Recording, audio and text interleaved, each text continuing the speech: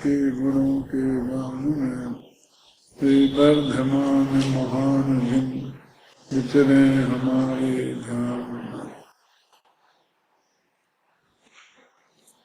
गाथा नंबर 47 चलेगी।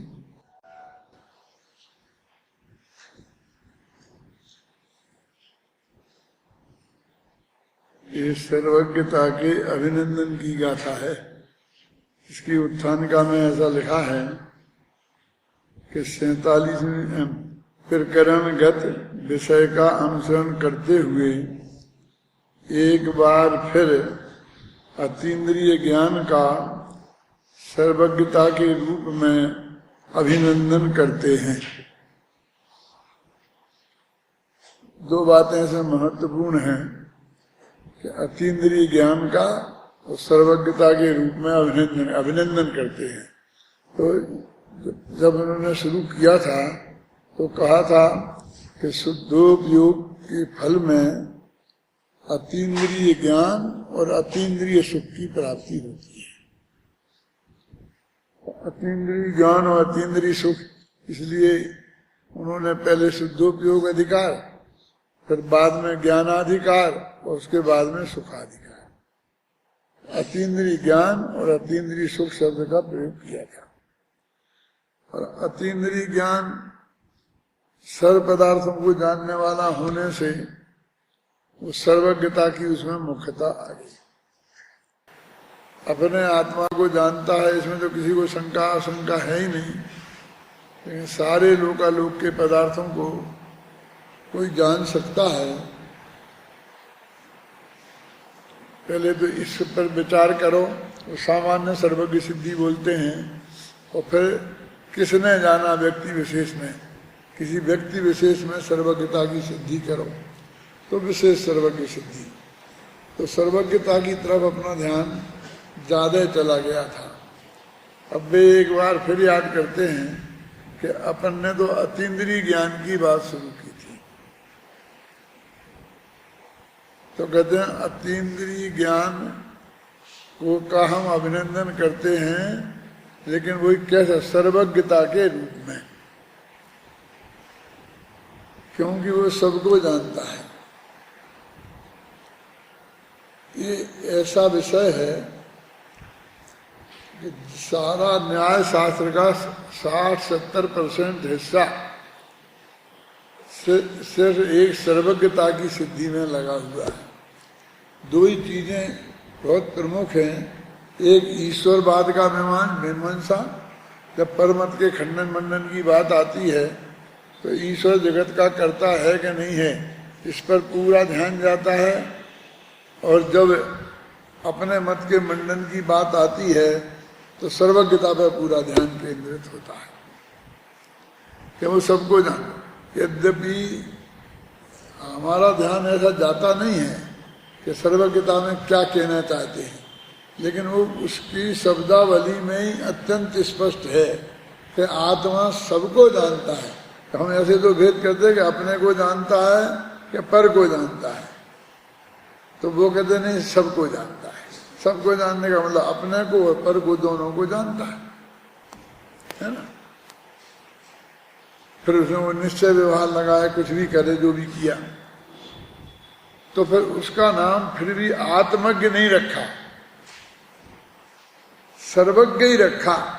क्योंकि सर्वज्ञ शब्द ऐसा है कि हम आत्मा को जानने का बोलते तो पर पुद्गल को जानने की बात करते, हम स्व को जानने की बात करते तो पर को जानने की बात करते। लेकिन सर्व में तो स्व और पर दोनों ही आ गए ना। तो कहते हैं कि वो अतीन्द्रिय ज्ञान ही सबको जान सकता है। यदि पिछली गाथाओं में अभी हम ध्यान दें और थोड़ी आगे वाली गाथाओं पर भी ध्यान दें तो हमें यहाँ स्पष्ट ये बात आएगी। अभी दो गाथाएं ऐसी आने वाली हैं कि जिसमें ये कहा है कि जो एक को नहीं जानता, माने स्वयं को नहीं जानता पूरी निर्गुण पर्याय से, वो सबको नहीं जान सकता। और जो सबको नहीं जानता, ध्यान से सुनना भी, वो अपने एक आत्मा को भी नहीं जान सकता। अब ये तो हमारे अध्यात्म के एकदम विरुद्ध पड़ती है।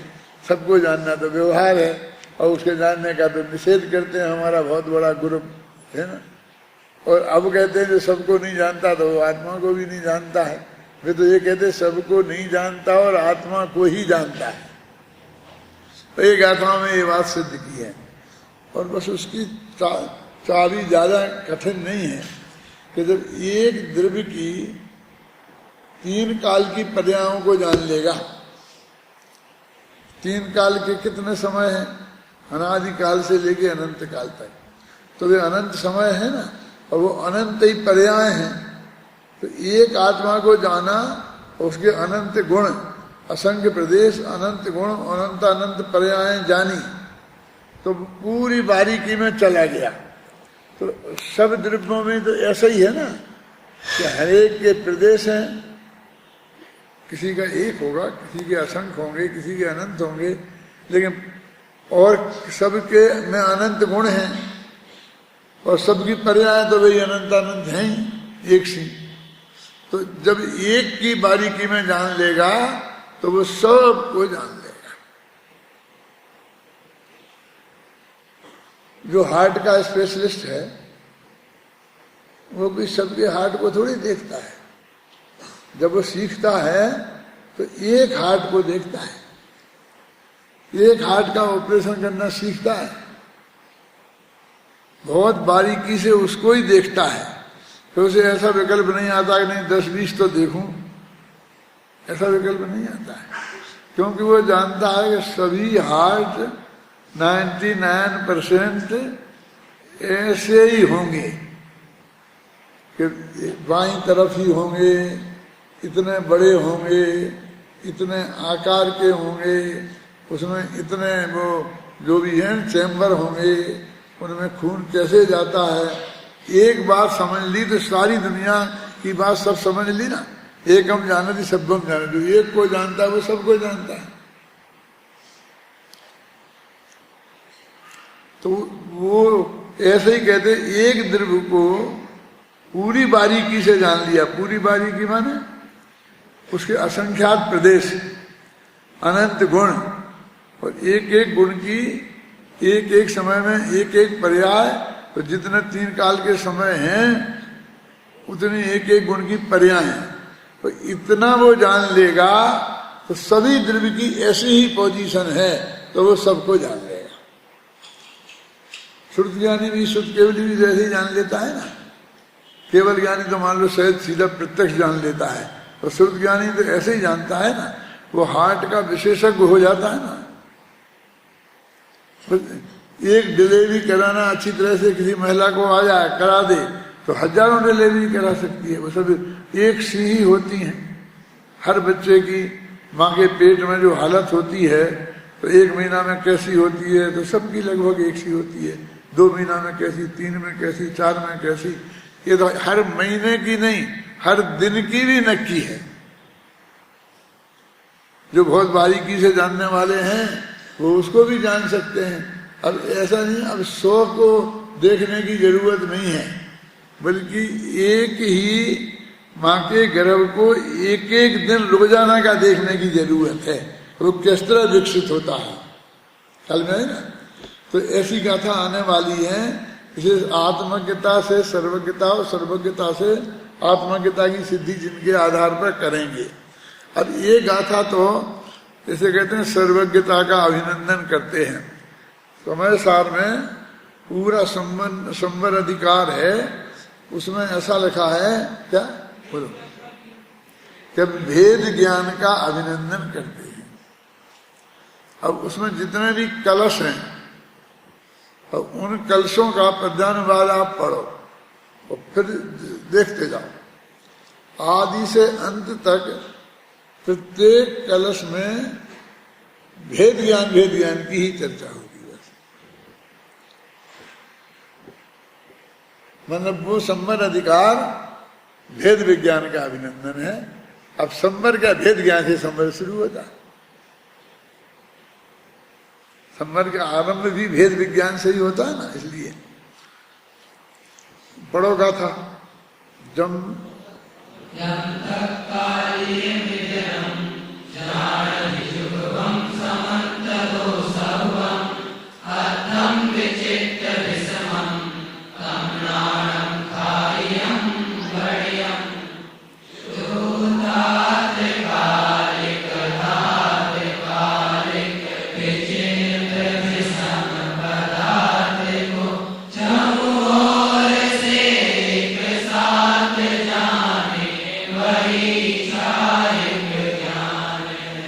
अब देखो वहां कहा था कि अतीन्द्रिय ज्ञान का अभिनंदन करते हैं और सर्वज्ञता के रूप में, और गाथा में ना अतीन्द्रिय शब्द ज्ञान का की नाम उल्लेख है और ना सर्वज्ञता का।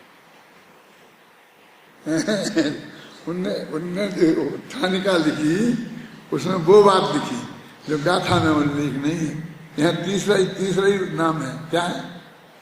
वही छायक ज्ञान है। यहाँ छायक नाम का शब्द का उपयोग किया है। इनने छायक शब्द देखकर उसको अतीन्द्रिय ज्ञान और सर्वज्ञता की बात निकाली अमरचंद्र ने और कहा कि सर्वज्ञता का अभिनंदन करते हैं अतीन्द्रिय ज्ञान के रूप में, और यहाँ कहते हैं कि वही छायक ज्ञान है। 4 विशेषण दिए हैं, तात्कालिक, अतात्कालिक और विषम, और ये क्या है? विचित्र। विचित्र शब्द तो ये बताता है कि ये अनेक द्रव्य है ना, और अनेक प्रकार के हैं। मैंने बताया था विचित्र शब्द का अर्थ, इसको फोटो के उदाहरण देके बताया था ना। कोई भी चित्र बनाना हो तो कम से कम 2 कलर चाहिए। 2 कलर नहीं होंगे तो चित्र नहीं बनेगा। आपको हम एक कलर से बना सकते हैं, है ना? एक कलर से बनाओगे ना तो एक कलर तो जिस स्याही से तुम बनाओगे वो, तो एक कलर वो कागज का कलर, तब वो चित्र आएगा। कोई कागज के कलर की स्याही लो और बनाओ तो नहीं आएगा, वो नहीं आएगा, समझ में आया ना? तो उसमें 2 रंग हो गए। तो हर चित्र में कम से कम 2 रंग होते हैं। जिसे हम ब्लैक एंड व्हाइट कहते हैं ना, वो भी चित्र है, उसको भी चित्र कहते हैं। यदि नहीं होते 2 कलर तो चित्र नहीं कहते उसे।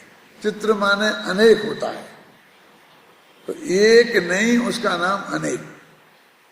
तो 2 से ही अनेक शुरू हो जाता है ना, अनेकांत में तुमने पढ़ा होगा ना।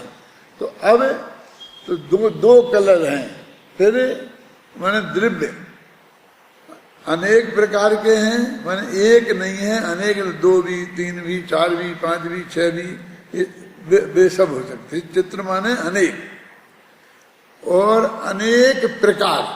अब ये प्रकार और लगाया, अनेक हैं द्रव्य, अनेक प्रकार के। 2 हो गए, 2 समझ गए ना? द्रव्य भी अनेक हैं और वो द्रव्य अनेक प्रकार के हैं। एक द्रव्य भी कई प्रकार का है। जैसे आकाश एक द्रव्य है, फिर वो भी लोकाकाश और अलोकाकाश 2 प्रकार का है। फिर जीव भी है ना, एक द्रव्य है, एक 6 द्रव्यों में एक है ना, फिर भी वो अनंत जीव हैं। फिर कुछ भव्य हैं, कुछ अभव्य हैं, कुछ संसारी हैं, कुछ मुक्त हैं, फिर वो अनेक प्रकार के हैं। तो विचित्र शब्द एक है, अनेक प्रकार के अनेक द्रव्य, समझ गए ना? और विषम माने सम तो ऐसे फिर एक से, लेकिन विषम मान एक से दूसरा उल्टा, जीव से अजीव उल्टा, धर्म द्रव्य से अधर्म द्रव्य उल्टा, आप समझे ना, विरुद्ध। तो 2 शब्द हैं, विषम और विचित्र, माने अनेक प्रकार के अनेक पदार्थ, और वे सम और विषम दोनों प्रकार के। ऐसे सभी पदार्थों की अब कहते हैं तात्कालिक और अतात्कालिक। तात्कालिक माने वर्तमान की, और अतात्कालिक माने भूत की और भविष्य की। तात्कालिक और अतात्कालिक सभी पर्यायों को, तो 4 विचारों का विषय हो गया ना, के सभी पर्यायों को जो युगपद एक साथ समंत तो चारों तरफ से सब बम सबको जानता है, उस ज्ञान को छाये ज्ञान कहते हैं। आया ना समझ में? एक एक शब्द का अर्थ हो गया ना। देखो, जो तात काल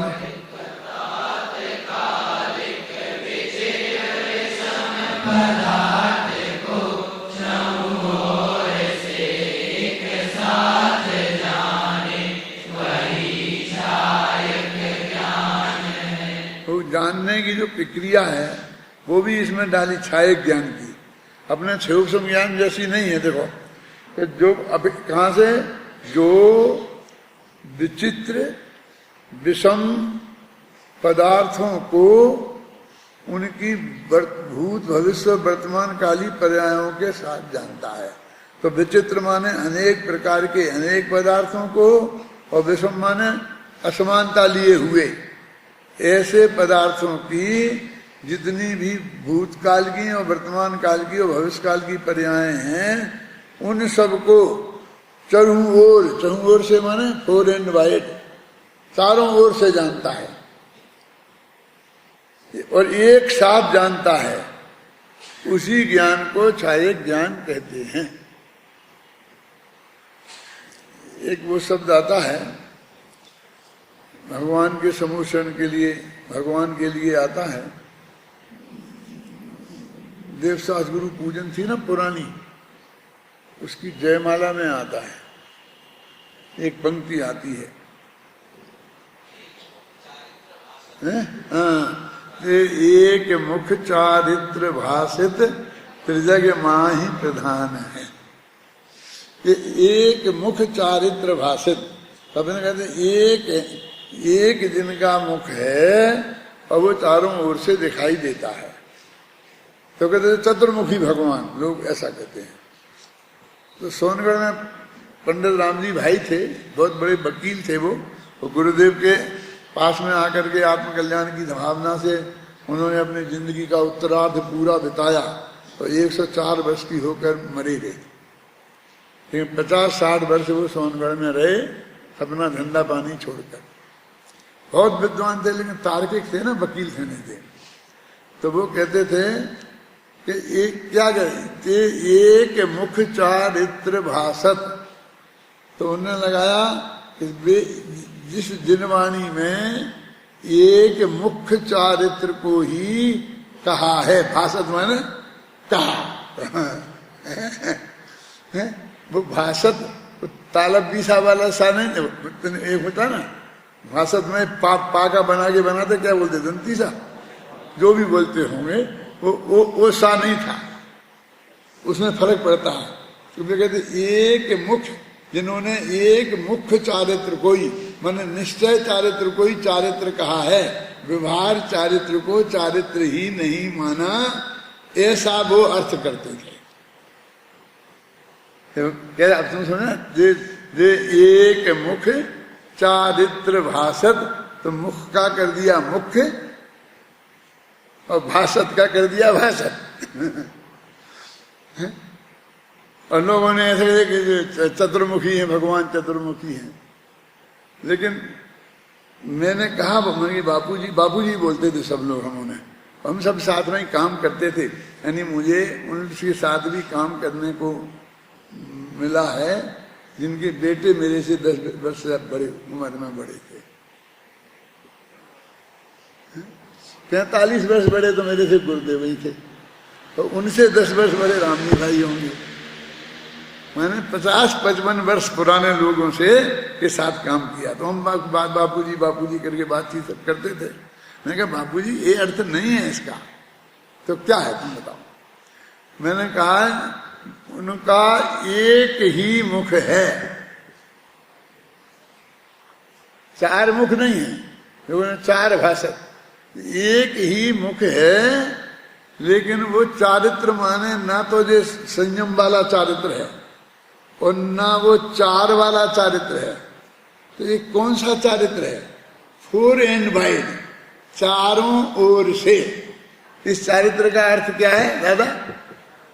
चहुं ओर से इसमें आया ना, चहुं ओर से एक साथ, तो चारों ओर से भासत माने दिखाई देता है। उनने क्या अर्थ बना दिया था, भासत माने कहा है। वो भासत दिखाई देने के अर्थ में है कि जो जिनका है तो एक ही मुख समोषण में बैठे विराजे हैं, लेकिन वो जितने श्रोता होते हैं चारों तरफ बैठे हैं, तो हरेक को ऐसा लगता है कि मेरी तरफ ही देख रहे हैं भगवान, और मेरे से ही ये बात कह रहे हैं, बिल्कुल इसको ऐसा लगता है। तो उसको फिर सतर्कता भी अच्छी रहती होगी। यदि मेरा ध्यान किसी व्यक्ति विशेष पे यहाँ ज्यादा रहे तो वो ज्यादा सतर्क होकर बैठता है ना, और बाकी जिनको समझते मेरी तरफ तो देखते ही नहीं है, तो अपने आराम से सोते रहते हैं, उन्हें कोई फिक्र नहीं है। जिनको एक दफे टोक दो, अपन टोक दो माने ऐसा ही नाम ले लो किसी बात को पूछ कर, ऐसा नहीं कि तुम सो क्यों रहे, ऐसा नहीं। टोकने का मतलब बस सिर्फ नाम ले दो तो वो सतर्क हो जाता है। तो हरेक को ऐसा लगता है भगवान के समोषण में। तो जो है एक मुख पर चारित्र, माने चारों ओर से हरेक को ऐसा लगता है कि मेरी तरफ कोई आगे पीछे नहीं है समोषण में, कि ऐसा मैं पीछे बैठा हूँ, ये आगे बैठा है, ये इसकी तरफ देख रहे हैं और मेरी तरफ तो देखते ही नहीं है। हरेक को लगता है कि मेरी तरफ देखे, तो ऐसा लगता है भगवान जो कुछ कह रहे हैं वो मेरे से ही कह रहे हैं। तो जब भाई ये मालूम पड़ता है कि इतना बड़ा आदमी मेरे लिए ही ये कह रहा है, तो वो आदमी बहुत प्रभावित होता है, फिर वो गारंटी से उनकी बात को मानता ही है। मेरा मतलब समझे ना, बहुत अधिक प्रभाव उस बात का पड़ता है। तो एक मुख चारित्र भाषक, तो ये वो जो चहुं ओर जो यहाँ शब्द है ना अपन के कहाँ गए वो, चहुं ओर से एक साथ जाने वही छायक ज्ञान है।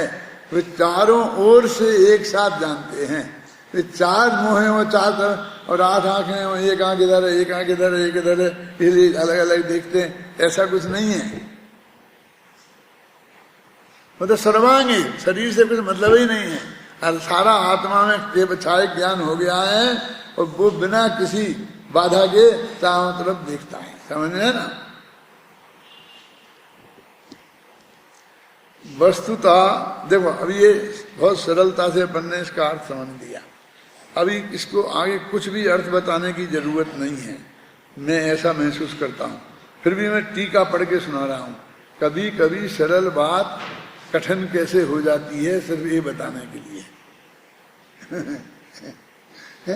क्या बात क्या है कि छाये ज्ञान माने सर्वज्ञ भगवान चारों ओर से सभी पदार्थों को एक साथ देखते हैं, चाहे वो अनेक प्रकार के हों, चाहे विभिन्न प्रकार के हों, चाहे वे एक दूसरे से विषम हों, चाहे विचित्र हों, जैसे भी हों, उन सभी पदार्थों को एक साथ जानते देखते हैं। ऐसी उनकी विशेषता है, तो उनका ये स्वरूप बताया, यही उनका अभिनंदन है। अभिनंदनों की प्रशंसा करनी पड़ेगी कि ऐसा कुछ नहीं है, उस स्वरूप को बताना, उसका ही नाम अभिनंदन करना है। बात पूरी हो गई। अब देखो अपन टीका पढ़ते हैं। वस्तुतः जिनके पृथक रूप से वर्तते हुए सुलक्षण रूप लक्ष्मी से आलोकित अनेक प्रकारों के कारण विचित्रता प्रकट हुई है। देखो ये काय का अर्थ है। विचित्र शब्द जो है गाथा में, उसका अमृतचंद्र ने ये 1.5 लाइन में अर्थ किया है। क्या किया देखो 1.5 लाइन में अर्थ। आपने वो तो पढ़ी होगी ना 71वीं गाथा, आपने पढ़ाई होगी। एक हूँ, शुद्ध हूँ, निर्मम हूँ, ज्ञान दर्शन से परिपूर्ण हूँ। तो उसमें आता है ना, मैं है आत्मा प्रत्यक्ष अनादि अनंत, आता है ना पूरा वाक्य। 1.5 लाइन की पंक्ति आती है, और इसलिए मैं एक हूँ। सकल कारक चक्रियो पितृत्तीर्णत्वात् शुद्धम, मैं सकल कारक चक्र की प्रक्रिया से पार हूँ, इसलिए शुद्ध हूँ। खुदगल द्रव्य जिसका स्वामी है, क्या ऐसे उन राज देश का के रूप नहीं परिणमता हूँ, इसलिए निर्मम हूँ। आया ना। तो एक एक पंक्ति में एक एक शब्द का अर्थ आया। ये यहाँ कि जिनमें पृथक रूप से बरतते हुए सुलक्षण, कि जितने भी पदार्थ हैं, ज्ञेय पदार्थ, उनका अलग अलग लक्षण है। यानी वे पदार्थ अलग अलग हैं और अलग अलग लक्षण है, माने उनमें भी अलग विभिन्न हो गए और विभिन्न प्रकार के हो गए ना, हर एक की परिभाषा अलग अलग है। तो कहते हैं जिनमें पृथक रूप से बरतते हुए स्वलक्षण रूप लक्ष्मी, माने वो अपने लक्षण से लक्षित हैं, वही उनकी लक्ष्मी है, वही उनकी संपत्ति है। उससे आलोकित जो अनेक प्रकारों के कारण जिसमें विचित्रता प्रकट हुई है। यानी इन्हें विचित्र क्यों कहा, जो मैंने अर्थ बताया था ना, वे अनेक हैं और अनेक प्रकार के हैं, ये उनकी विचित्रता है। वह यही बात इसमें कही है उन्होंने कि पृथक पृथक उनके लक्षण हैं, पृथक पृथक हैं, अनेक प्रकार के हैं, ये विचित्रता है। विचित्रता माने कोई आश्चर्यजनक बना ऐसा अर्थ नहीं है। देखो चित्र माने अनेक होता है, जो मैंने अभी हाल बताया था पहले। मेचक माने भी अनेक होता है, जो चार गाथा चार कलश है ना, मेचका मेचकत्तयो, तो मेचक माने भी अनेक होता है और अमेचक माने एक होता है। चित्र माने भी अनेक होता है, विचित्र माने विभिन्न प्रकार के अनेक, है ना।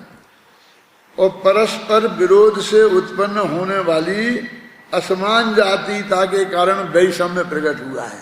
उन्हें विषम क्यों कहा कि परस्पर विरुद्ध असमान जातीयता, वे समान जाति के नहीं है, समझे ना, असमान जाति के हैं, क्योंकि परस्पर विरुद्ध जातियां हैं। वो एक जड़ है, एक चेतन है, ऐसी है ना, पुद्गल जड़ है, जीव चेतन है। तो इनके कारण जिनमें विषमता पैदा हुई है, माने वो विचित्र और विषम पदार्थों को जानते हैं। मन पर ज्ञान के स्वरूप में आप जानते हैं ऋजुमति और विपुलमति में क्या अंतर है। ऋजुमति तो उसे कहते हैं कि सामने वाले के मन की बात जाने, और वो सीधा सच्चा आदमी है, अपना शांति से बैठा है और जो सोचना है वो सोच रहा है, और हमने उसे जान लिया कि क्या सोच रहा है। लेकिन वो कुटिल हो, बदमाश हो और छल करे और बात को छिपाने की कोशिश करे, अंदर में तो बहुत तकलीफ है और बाहर से मुस्कुराए, ख्याल में है ना, प्रसन्नता दिखाए, ऐसा होते कि नहीं होते। कई बाहर से बहुत दुख ऐसा दिखाते हैं जैसे किसी की तेरही में आए हूँ ना, तीये में आए हूँ, और अंदर से कुछ नहीं है, कोई भाव नहीं है, तो उसको नहीं जान पाता है।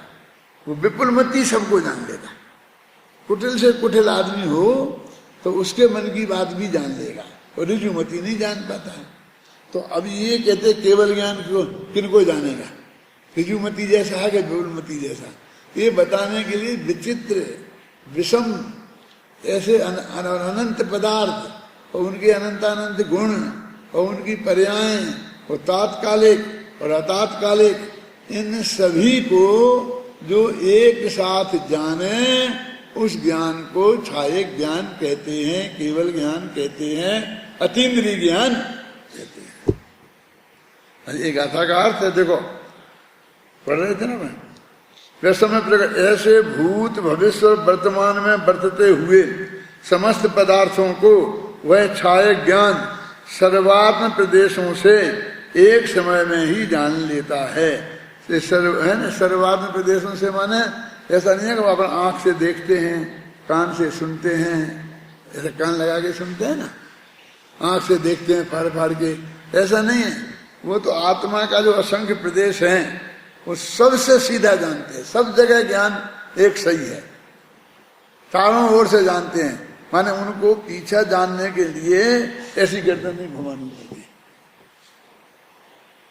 अब उनको तो नहीं घुमानी पड़ती, और वे ऐसे बैठे हैं, तो पीछे वालों को तो अब नहीं दिखेगा, उन्हें तो भले ही पीछे भी दिख रहा, लेकिन पीछे वालों को ऐसा लगना चाहिए ना, इसलिए इंद्र ने ऐसी व्यवस्था की कि आपको भी ये लगे कि हमारी तरफ ही देख रहे हैं, ख्याल में ऐसा वो इंद्र की व्यवस्था है।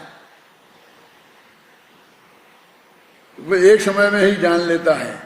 वह छायक ज्ञान क्रम प्रवृत्ति की है। अब ये उल्टी बात कह रहे हैं, क्योंकि क्षयोपम ज्ञान जो है वो छायक ज्ञान की टक्कर में क्यों खड़ा नहीं होता, माने उसकी क्या हैसियत है, छायक ज्ञान के सामने क्षयोपम ज्ञान की क्या हैसियत है, ये बात बता रहे। छायक ज्ञान क्रम प्रवृत्ति की हेतुभूत क्षयोपम अवस्था, वो क्षयोपम अवस्था कैसी है, क्रम से प्रवृत्त होती है, पहले इसको जानेगी फिर इसको जानेगी फिर इसको जानेगी। और छायक अवस्था कैसी थी, युगपद प्रवृत्त, ऊपर लिखा होगा युगपद, मैं छायक अवस्था एक साथ प्रवृत्त होती है और क्षयोपम अवस्था क्रम से प्रवृत्त होती है। ऐसे रहने वाले ज्ञानावर्णी कर्म पुद्गलों किया अत्यंत अभाव होने से तात्कालिक अतात्कालिक पदार्थ समूह को समकाल में ही प्रकाशित, ये तो छायक ज्ञान की बात है ना। ये छायक ज्ञान अभाव होने के बाद तात्कालिक अतात्कालिक पदार्थ समूह को समकाल में प्रकाशित करता है, ये तो ऐसा वाक्य है।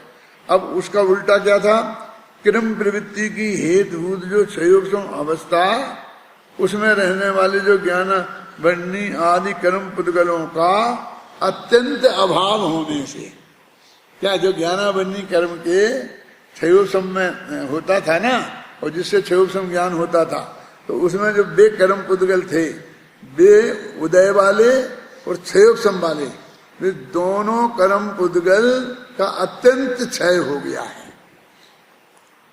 है ना। बीच में जो क्षयोपम की बात आई ना, वो तो ये बताने के लिए क्षयोपम में वाली जो कमजोरियां थी वो उसमें बिल्कुल भी नहीं है, क्योंकि उनको तो वो ज्ञान क्षयोपम था और इनको उनका क्षय हो गया, इसलिए प्रकाशित करता है।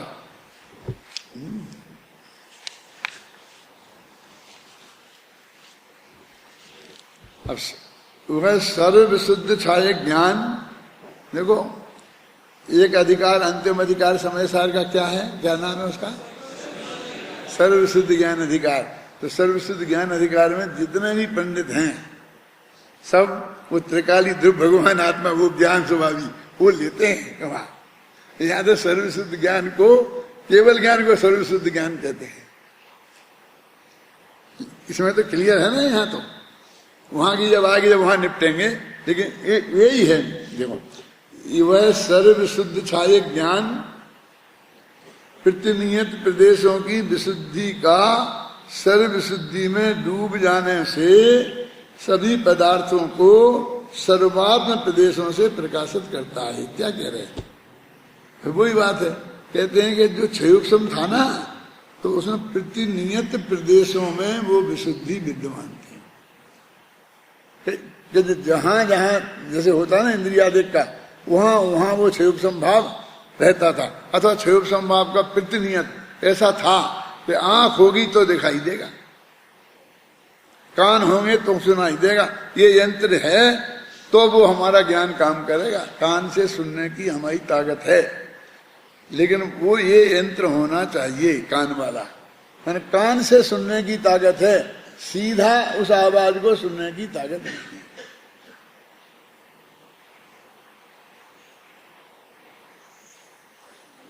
धवला में एक प्रश्नोत्तर आता है, वो पहले मैंने तुम्हें बताया था कि ज्ञान का क्षयोपम, जैसे चक्षु इंद्रिया वर्ण कर्म का क्षयोपम है, तो वो यहाँ जो आत्मा के प्रदेश हैं उन्हीं में है कि सारे शरीर में जो प्रदेश हैं उनमें है। तो किसी ने कहा कि प्रतिनियत प्रदेशों में है, जब ये आई बात कि यहाँ के जो प्रदेश हैं उन्हें जाने, क्योंकि यहाँ के प्रदेशों में होता तो हम यहाँ इससे जानने लगते, समझिए ना। तो उसमें लिखा है कि ये आत्मा के प्रदेश बीच के 8 प्रदेशों को छोड़कर 24 घंटे ऐसे घूमते रहते हैं, बहुत तेजी से ऐसे घूमते। तो ये जो अभी आंख में प्रदेश हैं, वे अगले समय न मालूम यहाँ हाथ में होंगे, पैर में होंगे, कहाँ होंगे, माने सब जगह के प्रदेश सब जगह जाते आते रहते हैं। तो यदि प्रतिनियत प्रदेशों में ही क्षयोपशम हो तो वो आत्मा हर समय जान नहीं सकता। फिर वे जब प्रदेश धर आएंगे और आंख मिलेगी तब जानेंगे। तो उससे उनने ये सिद्ध किया कि संपूर्ण प्रदेशों में वो क्षयोपशम होता है। अब ये प्रश्न खड़ा हो गया कि वो क्षयोपशम में एक क्वालिटी है, कौन सी? कि वो जहां आंख होगी उनसे ही जानेगा रंग को, कान होगी शब्द को उनसे ही सुनेगा, ये यंत्र उसके होना चाहिए, ये उसकी शर्त है। तो वो सिद्धांत तो जो वो है ना, तुम्हारा बच्चा देख लेता है, वो ऐसा छू छू करके देख लेता है ना, काला है, नीला है, पीला है। अब इसमें पहली बात तो हमारी बैठ गई, क्योंकि वो चक्षु इंद्रिया बहन का क्षयोपशम सब जगह है, इसलिए वो जान सकता। लेकिन वो क्षयोपशम की क्वालिटी है कि वो आंख होना चाहिए ना वहां, तो आंख तो यहां नहीं है। मानो वो पूरा उस हिसाब से बैठेगा नहीं। अब जान लेता है तो जान ही लेता है। अब क्या है अपने जैन धर्म के हिसाब से उसमें क्या है और वस्तु का स्वरूप क्या है, वो अलग अलग सोचने की बातें हैं। लेकिन अपने जो शास्त्रों में पढ़ा है उससे अपन मिलान तो करते ही है ना, कि कहाँ वो सेट हुआ और कहाँ वो सेट नहीं होता है। कोई भी बात जो अपने सामने आई है उसके आधार पर। तो क्या बात चल रही है अपनी, पढ़ रहे थे, सर्वशुद्धि छायक ज्ञान, प्रतिनियत प्रदेशों की विशुद्धि का सर्वविशुद्धि में डूब जाने से। क्योंकि वो क्षयोपशम ज्ञान था ना, तो उस वक्त प्रतिनियत प्रदेशों में विशुद्धि थी। समझ में आ रहा? सुनिश्चित सब में नहीं थी। अब वो चूंकि प्रतिनियत प्रदेशों की विशुद्धि मिट गई, तो फिर वो उतनी विशुद्धि मिट गई तो फिर अशुद्धि हो गई होगी कि नहीं, सर्व विशुद्धि हो गई, तो वो उसमें समा गई। माने क्षयोपशम ज्ञान कह रहे छायक ज्ञान में समा गया। दो अपेक्षाएं हो गई, एक क्षयोपशम ज्ञान खत्म हो गया और छायक ज्ञान हो गया, ऐसा कह सकते हैं। और ये कहते हैं क्षयोपशम ज्ञान ही छायक ज्ञान में समा गया।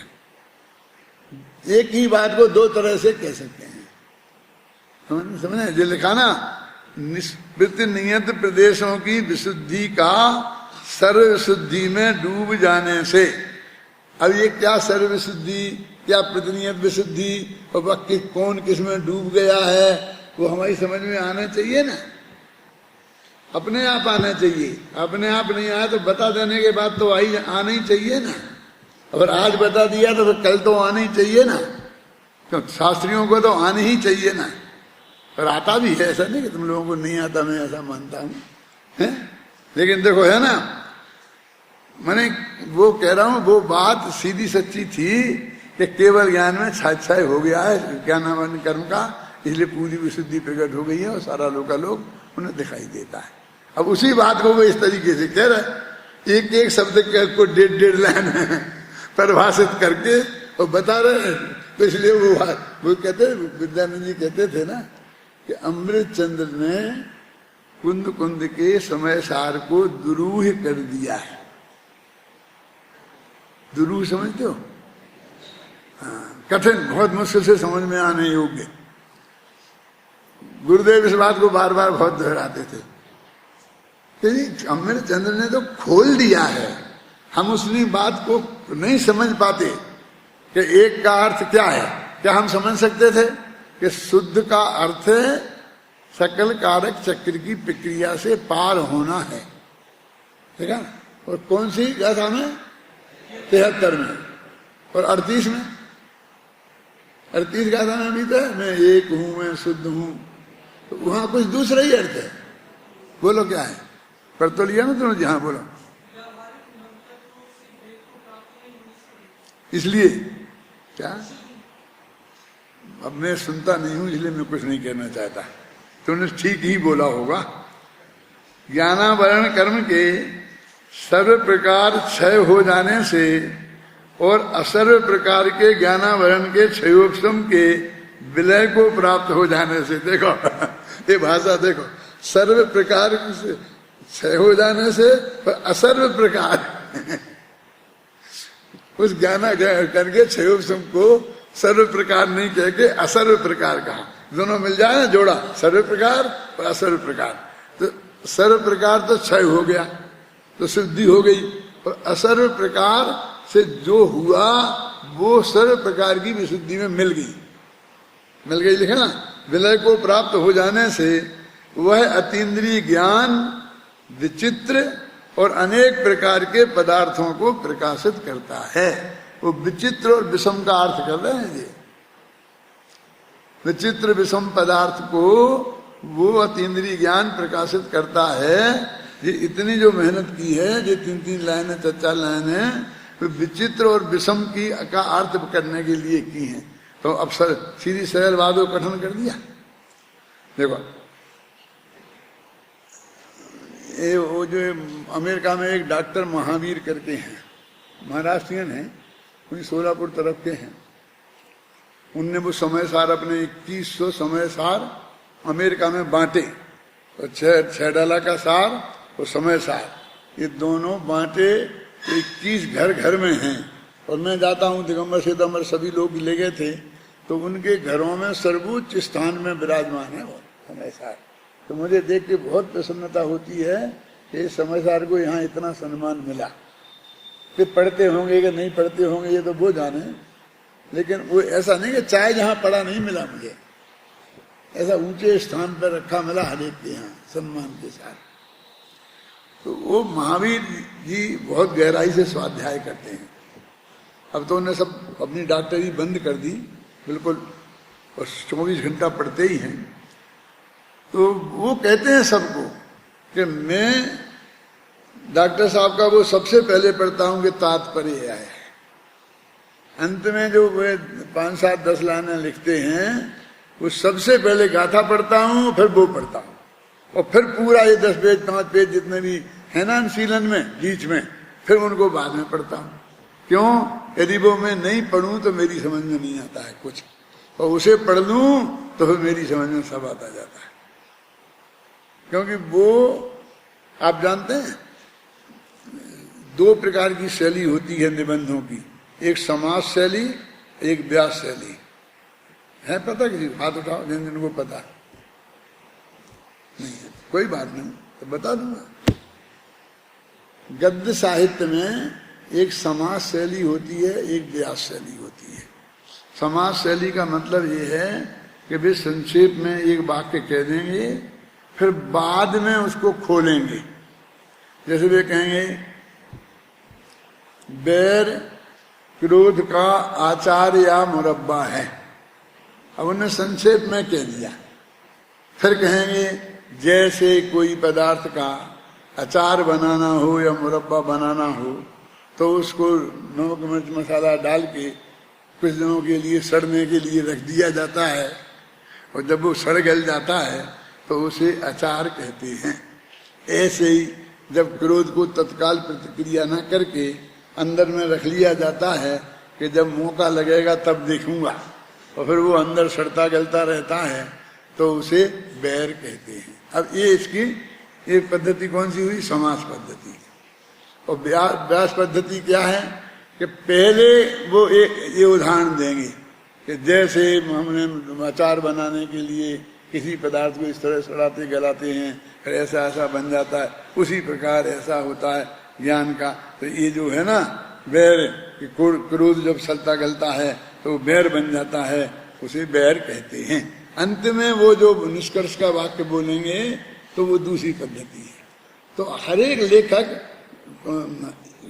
अलग अलग पद्धतियों का प्रयोग करता है, और एक ही लेखक कभी किसी में समास पद्धति का प्रयोग करता है, कभी व्यास पद्धति का प्रयोग करता है।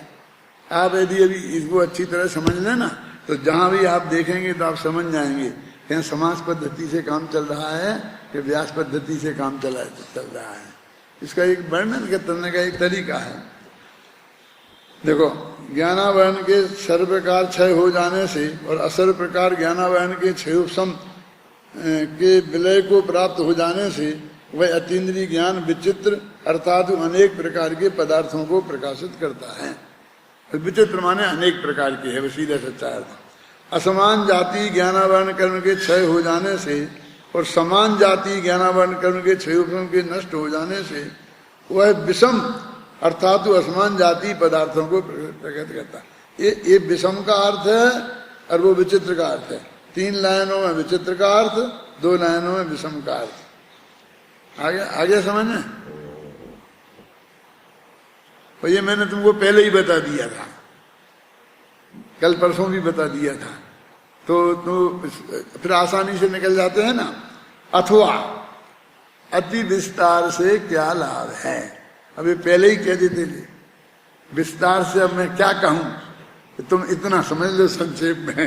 क्या वो निष्कर्ष का वाक्य जिसे बोलते हैं, इतना ही पर्याप्त है।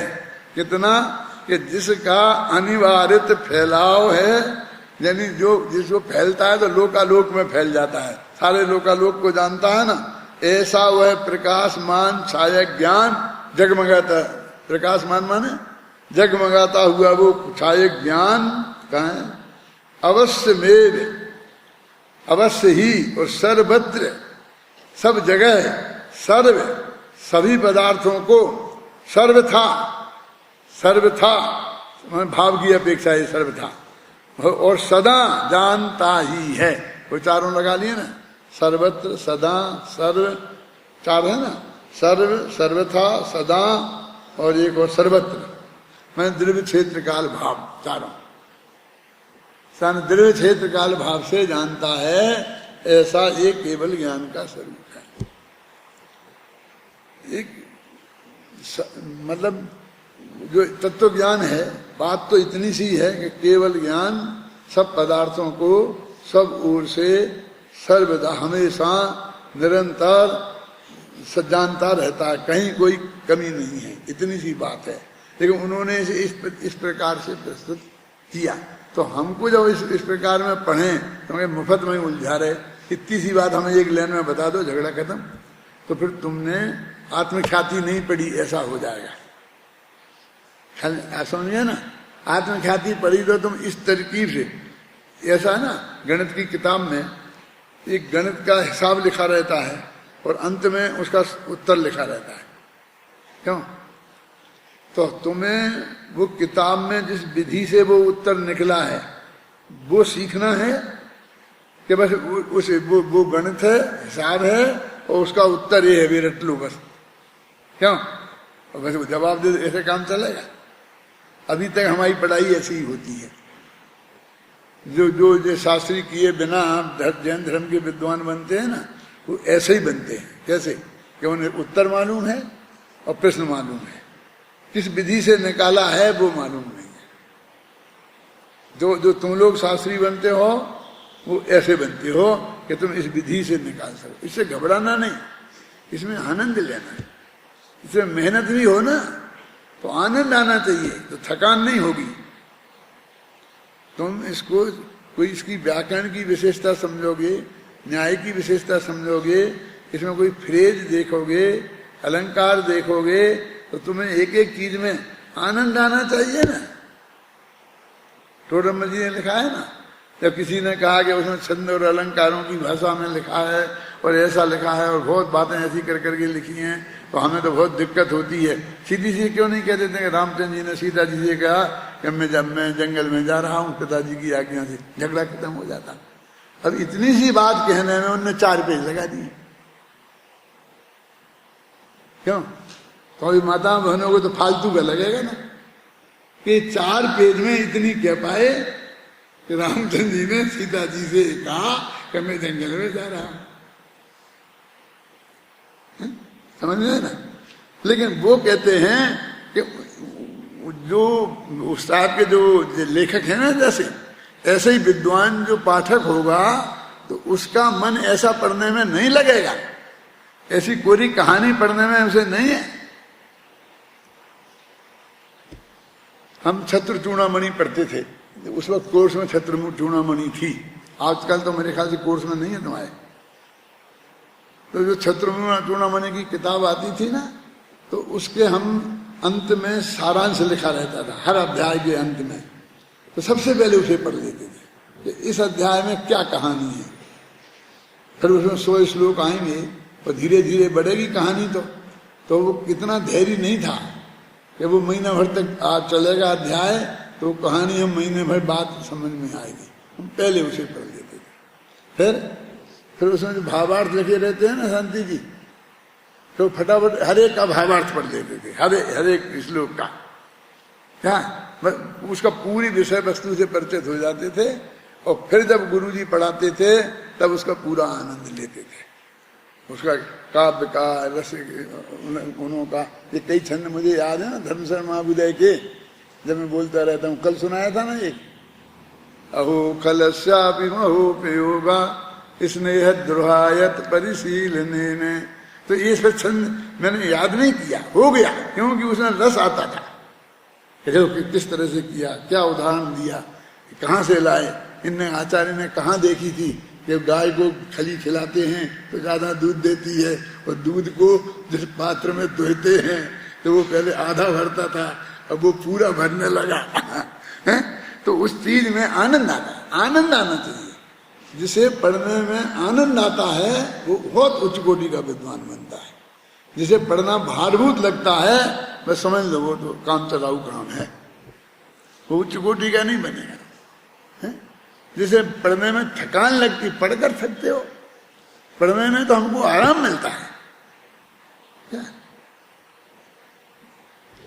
सोने को जाते हैं ना, तो कोई किताब पढ़े बिना नींद नहीं आती, हमारी तो नींद की गोली है। क्या 10-5 पेज पढ़ेंगे तो नींद आएगी, माने हमें उसमें रेस्ट मिलता है। आप समझते हो कि कोई कल्पना की बातें कर रहे, ऐसा नहीं है। ये जो हमारे अनावश्यक विकल्प चलते हैं चिंता के, इस जगत की चिंता के अनावश्यक, तो जब हम वो पढ़ते हैं बबलू, तो वो हमारे वे विकल्प टूट जाते हैं, और ये शास्त्र वाले विकल्प चलते हैं जो हमारे माथे पे बोझा नहीं है। वो विकल्प हमारे माथे के टेंशन है पैदा करते हैं, और ये विकल्प टेंशन पैदा नहीं करता, ख्याल में है ना। ये विकल्प आनंद पैदा करता है, इसलिए आनंद आना चाहिए। कहाँ है अब अपन, ये 5-6 लाने और पढ़ना है अपन को अभी। इस गाथा में अतीन्द्रिय ज्ञान की सर्वज्ञता सिद्ध की गई है ना। अपन ने जो चर्चा की है फिर वही बात लिखी है इसमें। कहा गया है कि अतीन्द्रिय ज्ञान पर की सहायता के बिना स्वयं के सर्वात्म प्रदेशों से जानता है, अकृम से जानता है, सभी को जानता है, भूत और भविष्य और वर्तमान तीनों कालों में घटित होने वाली घटनाओं पर्यायों को अत्यंत स्पष्ट रूप से प्रत्यक्ष जानता है। क्योंकि किन पूर्वक जानना, नियत आत्म प्रदेशों से ही जानना, अमुक को ही जानना आदि मर्यादाएं क्षयोक्ष्म ज्ञान में ही होती हैं। अतीन्द्रिय ज्ञान केवल ज्ञान में ऐसी कोई मर्यादा नहीं होती। ज्ञान की सर्वज्ञता और क्रमबद्ध पर्याय में आशंकाएं व्यक्त करने वालों को इस गाथा के भाव को गंभीरता से जानने का प्रयास करना चाहिए। देखो एक पैरे में सब आ गया क्या नहीं आ गया बोलो। अभी सबसे पहले तुम इसे पढ़ लोगे, मैं 5 मिनट में प्रवचन खत्म कर सकता था और सब आपको संतोष होता कि बिल्कुल पूरा समझ में आ गया। कितना साफ लिखा है, स्पष्ट। जैसे आपको आते हैं प्रेसी, प्रेसी लिखवाते हैं ना अंग्रेजी में, एक पैरा दे देते हैं इतना बड़ा 1 पेज का, तो कहते प्रेसी लिखो। तो प्रेसी लिखना सिखाते हैं जब तुम्हारे अध्यापक, तो सबसे पहले कहते हैं कैसे बनाना प्रेसी, कि 1/3 कर देना। क्यों?